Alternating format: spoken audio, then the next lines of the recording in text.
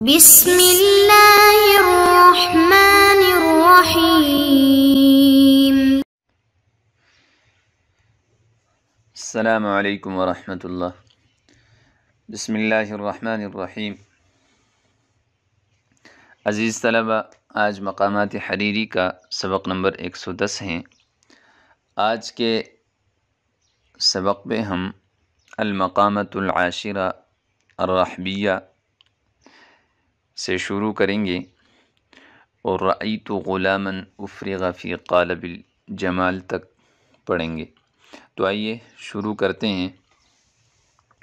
المقامۃ العاشرہ الرحبیہ، 10واں مقامہ ہے مقامہ رحبیہ۔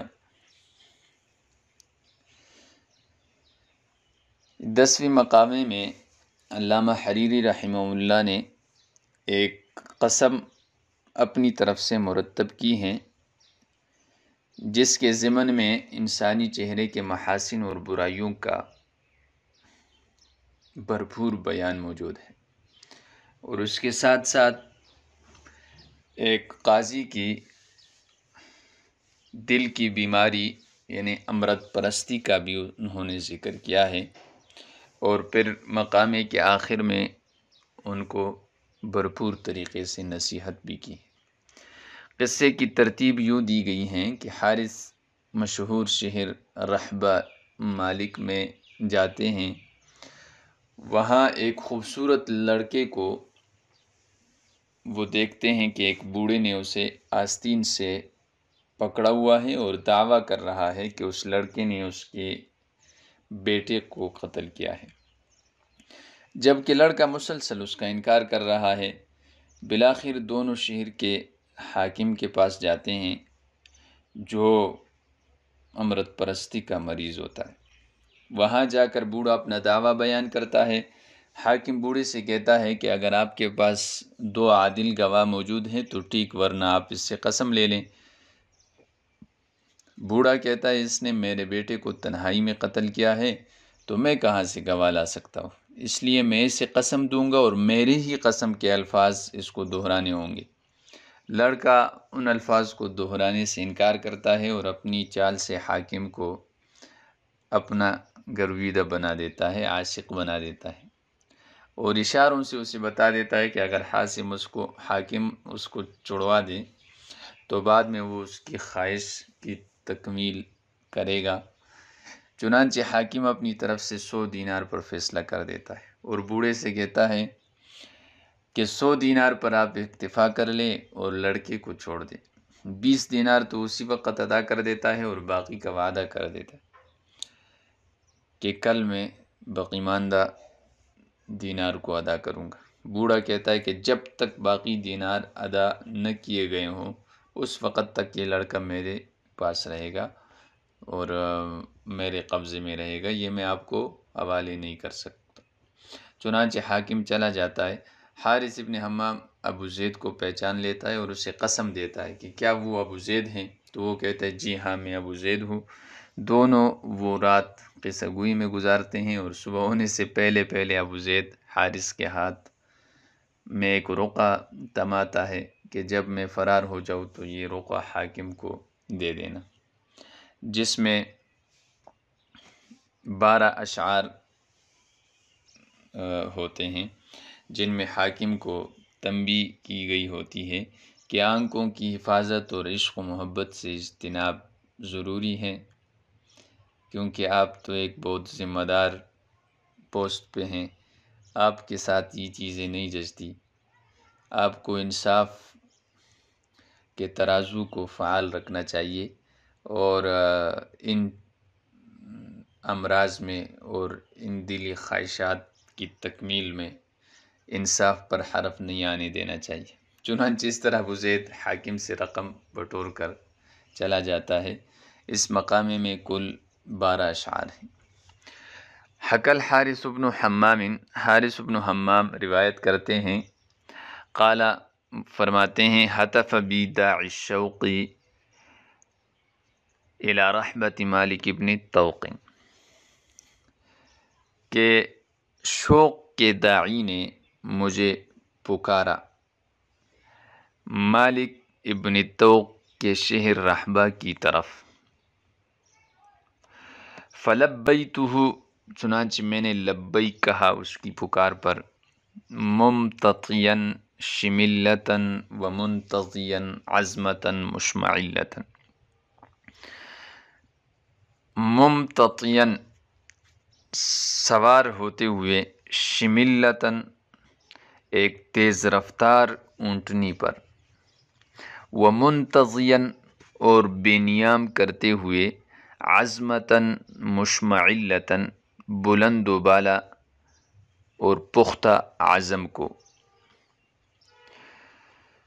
ہتف یہتف ہتفاً، اور ہتافاً پکارنے کے معنی میں ہے، چیخنا، نعرہ لگانا، اور اسی سے ہاتف ٹیلی فون کو بھی کہتے ہیں۔ داعی الشوقی یعنی شوق کے پکارنے والے نے، داعی دعات اس کی جمع آتی ہیں۔ لا رحبہ مالک ابن توق، رحبہ یہ ہا کے سکون اور فتحہ، رحبہ اور رحبہ دونوں طرح مستعمل ہیں۔ یہ دریائے فرات کے کنارے بغداد سے تقریباً کوئی 100 فرسخ کے فاصلے پر شام کی جانب واقع ایک شہر کا نام ہے۔ تو اس شہر کی طرف مجھے شوق کے داعی نے پکارا، چنانچہ میں نے اس پر لبیک کہا، لبا یلبی تلبیتاً، یعنی اس کی دعوت کو قبول کیا میں نے۔ ممتطیاً، یہ امتطا یمتطی امتطاء سے ہیں، باب افتعال سے اسم فاعل کا صیغہ ہے۔ سوار ہوتے ہوئے، مطا یمطو مطواً، مطی یمطمتاً سوار ہونا۔ شملتاً ومنتطیاً عزمتاً مشمعلتاً۔ شملہ یہ صفت کا صیغہ ہے، اونٹنی کے لیے استعمال ہوتا ہے، یعنی وہ جو تیز رفتار ہو اور تیزی کے ساتھ چلتی ہو، تو شملہ، شملال، شملیل وغیرہ سب صفت کے صیغے۔ منتطیاً یہ باب افتعال سے اسم فاعل ہیں، انتضی السیف، تلوار کا سونتنا، تلوار کو نیام سے باہر نکالنا۔ نضا ینضو نضواً، نضا ینضی نضاً، نضیاً نکالنے کے معنی میں۔ عزمتاً مشمعلتاً یہ پختہ اور بلند ارادہ، ایسا عزم جس میں سستی اور کاہلی نہ ہو۔ مشمعلتاً یہ رباعی کا مزید فی با حمزہ وصل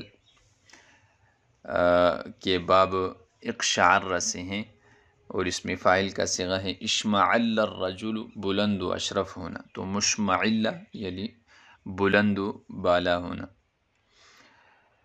فلما القیت بها المراسی، چنانچہ جب میں نے اس کے پاس اپنی کشتی کے لنگر ڈال دیے۔ وشددت امراسی، اور میں نے اپنے رسیوں کو مضبوط کیا، باندھ لی میں نے رسیوں کو۔ القا یلقی القاءً یہ ڈالنے کے معنی میں ہیں۔ مراسی یہ مرسات ان کی جمع ہے، مرسات کشتی یا بحری جہاز کے لنگر کو کہتے ہیں۔ رسا یرسو، رسوً سے ہیں، ثابت اور راسخ ہونا۔ وشددت، شددت شد یشد سے ہیں، مضبوط کرنا، باندھ لینا۔ امراسی یہ مرسن کی جمع ہے، مرسن اور مرستن رسی اور تناب کو کہتے ہیں۔ وبرزت من الحمام، برز یبرز بروزن سے ہیں، ظاہر ہونا، ظاہر ہونا۔ من الحمام یعنی میں نے ظاہر کر دیے، بعد سبت رأسی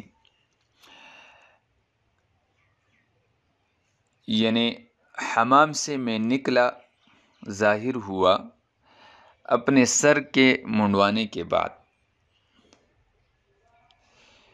ثبت یثبت ثبتاً کاٹنے کے معنی میں ہے، یہاں مراد اس سے سر منڈوانا ہے۔ رأس سر کو کہتے ہیں، روس اس کی جمع آتی ہے۔ رأیت غلاماً، تو پھر میں نے دیکھا ایک لڑکے کو، افرغ فی قالب الجمال کہ وہ ڈھالا گیا ہے خوبصورتی کے سانچے میں۔ قالب سانچے کو کہتے ہیں، قوالب اس کی جماعتی ہیں، اور جمال خوبصورتی کو کہتے ہیں، یعنی وہ بڑا حسین تھا، بڑا خوبصورت تھا۔ تو آج کے لیے اتنا ہی کافی ہیں۔ میں امید کرتا ہوں کہ آپ حضرات اس سبق کے ترجمے، اس کی تشریح اور الفاظ کی لغوی صرفی تحقیق کے ساتھ ساتھ اس کے پس منظر کو اچھی طرح ذہن نشین کریں گے۔ والسلام۔